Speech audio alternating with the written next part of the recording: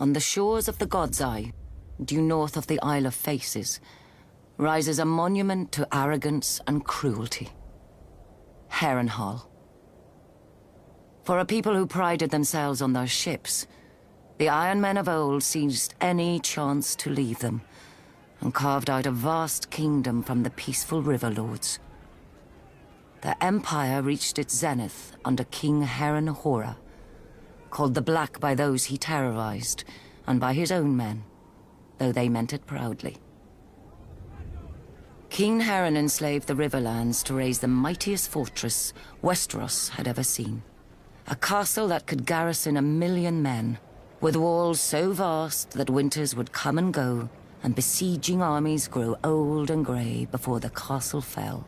5 towers he ordered, reaching into the heavens like grasping fingers.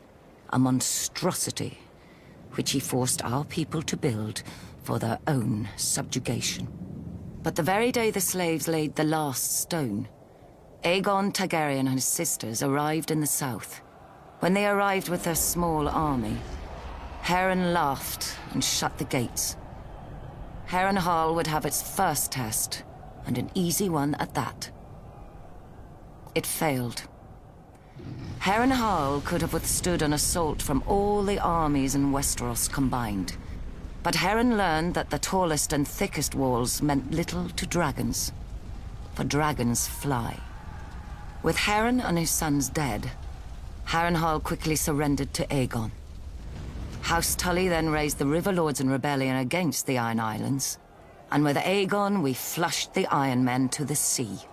We should have torn down the castle stone by stone then, but Harrenhal seemed such a magnificent prize that Aegon gave it to one of his commanders, whose line then withered to extinction, as would every family to hold it thereafter.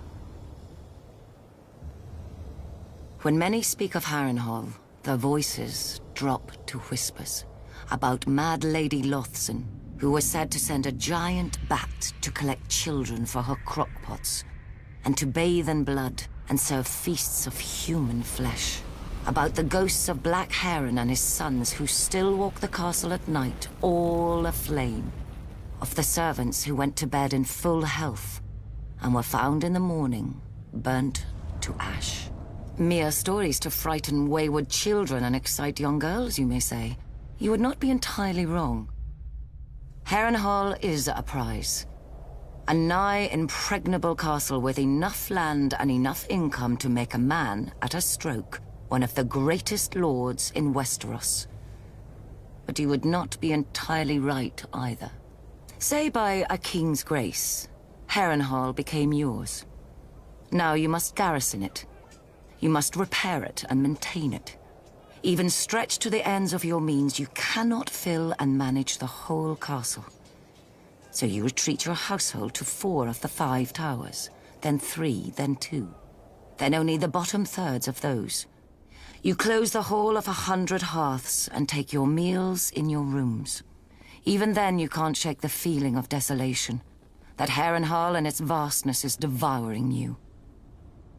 In later years, as you bury a grandson or a great-grandson, the last of your line, you will know it has.